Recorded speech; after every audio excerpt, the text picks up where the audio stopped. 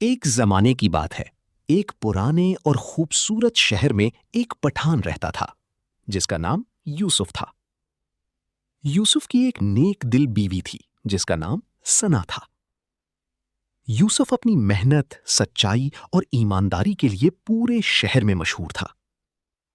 اس کے پاس ایک گائے تھی جس کا وہ بہت زیادہ خیال رکھتا تھا۔ وہ گائے اس کے لیے صرف ایک جانور نہیں تھی بلکہ گھر کا حصہ تھی۔ یوسف ہر دن اس گائے کی خدمت خود اپنے ہاتھوں سے کرتا تھا۔ ایک دن معمول کے مطابق یوسف نے گائے کا دودھ نکالا، لیکن جیسے ہی اس نے برتن دیکھا وہ حیران رہ گیا، کیونکہ دودھ کی جگہ برتن میں خالص اور سنہری شہد تھا۔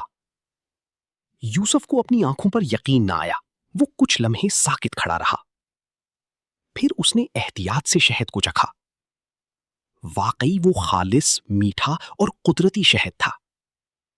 خوشی اور حیرت کے ملے جلے احساس کے ساتھ وہ گھر کی طرف دوڑا۔ گھر میں اس کی بیوی ثنا روٹیاں پکا رہی تھی۔ یوسف نے جوش میں آ کر اسے ساری بات سنائی۔ ثنا پہلے تو حیران ہوئی، پھر اس نے خود شہد چکھا۔ وہ بھی یہ دیکھ کر بہت خوش ہو گئی۔ یوسف نے کہا کہ یہ بات کسی کو نہیں بتانی چاہیے، لیکن ثنا نے نرمی سے کہا کہ یہ اللہ کی خاص رحمت ہے، اسے چھپانا نہیں چاہیے بلکہ لوگوں کے ساتھ بانٹنا چاہیے۔ یوسف نے کچھ سوچ کر گاؤں میں یہ خبر پھیلا دی۔ آہستہ آہستہ پورے گاؤں میں یہ بات پھیل گئی۔ لوگ حیرت اور تجسس کے ساتھ یوسف کے گھر پہنچنے لگے۔ ہر کوئی اس معجزے کو اپنی آنکھوں سے دیکھنا چاہتا تھا۔ وہاں ایک عمر رسیدہ بزرگ بھی آئے۔ انہوں نے بہت غور سے سب کچھ دیکھا۔ پھر انہوں نے کہا کہ اپنی زندگی میں انہوں نے ایسا معجزہ کبھی نہیں دیکھا۔ انہوں نے اسے اللہ کی خاص رحمت قرار دیا۔ مگر ہجوم میں ایک شخص ایسا بھی تھا جس کا دل صاف نہیں تھا۔ وہ شہر کا سردار ریحان تھا۔ اس کے دل میں اچانک لالچ پیدا ہو گیا۔ اس نے سوچا کہ یہ گائے ایک غریب کے پاس نہیں ہونی چاہیے۔ وہ اس کو حاصل کرنا چاہتا تھا۔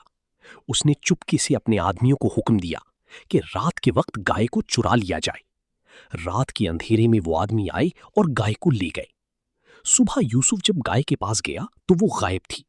وہ بہت زیادہ پریشان اور بے چین ہو گیا۔ اسی جگہ اسے ایک کاغذ ملا جس پر لکھا تھا کہ گائے اب شہر کے مالک ریحان کی ہے اور اسے دھمکی دی گئی تھی کہ وہ خاموش رہے۔ یوسف فوراً گھر واپس آیا اور سب کچھ بتایا۔ ثنا نے اسے حوصلہ دیا اور کہا کہ خاموش نہیں رہنا چاہیے۔ اس نے مشورہ دیا کہ گاؤں کے بزرگوں کو اکٹھا کیا جائے۔ یوسف نے پورے گاؤں کو جمع کیا۔ جلد ہی ایک جرگہ بیٹھ گیا۔ ریحان بھی وہاں موجود تھا مگر خاموش تھا۔ یوسف نے مضبوط آواز میں اپنی بات رکھی۔ اس نے کہا کہ گائے اس کی ملکیت ہے اور اس کے پاس گواہ بھی موجود ہے۔ گواہ نے سچائی کے ساتھ سب کچھ بیان کیا۔ جرگہ غور سے سب باتیں سن رہا تھا۔ پھر بزرگوں نے فیصلہ سنایا کہ حق ہمیشہ اصل مالک کو ملتا ہے۔ یہ سن کر ریحان کے چہرے پر پریشانی آ گئی۔ اس نے خاموشی سے فیصلہ قبول کر لیا اور اپنے محل واپس چلا گیا۔ اس نے دوبارہ گائے سے شہد حاصل کرنے کا حکم دیا، لیکن اس بار صرف دودھ نکلا، شہد نہیں۔ اس کے آدمی حیران ہو گئے۔ انہوں نے کہا کہ گائے صرف اپنے اصل مالک کو پہچانتی ہے۔ یہ سن کر ریحان شرمندہ ہو گیا۔ اسے اپنی غلطی کا احساس شدت سے ہوا۔ اس نے گائے واپس یوسف کے پاس بھیج دی۔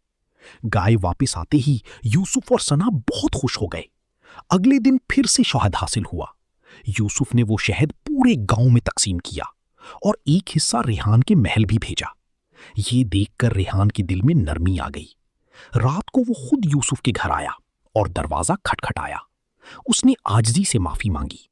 یوسف نے بڑے دل سے اسے معاف کر دیا۔ اسے عزت کے ساتھ اندر بٹھایا۔ ثنا نے محبت سے اس کے لیے کھانا پیش کیا۔ ثنا نے کہا کہ اصل شہد سچائی اور محنت سے بنتا ہے۔ یہ بات ریحان کے دل میں اتر گئی۔ اس نے کہا کہ کاش اسے یہ پہلے سمجھ آ جاتی۔ اس رات سب نے مل کر کھانا کھایا۔ ماحول میں سکون، محبت اور معافی تھی۔ ریحان نے وعدہ کیا کہ وہ آئندہ کسی کا حق نہیں مارے گا۔ وہ دل سے بدل چکا تھا اور یوں یہ کہانی سچائی، معجزے اور انسانیت کے سبق کے ساتھ ختم ہوئی۔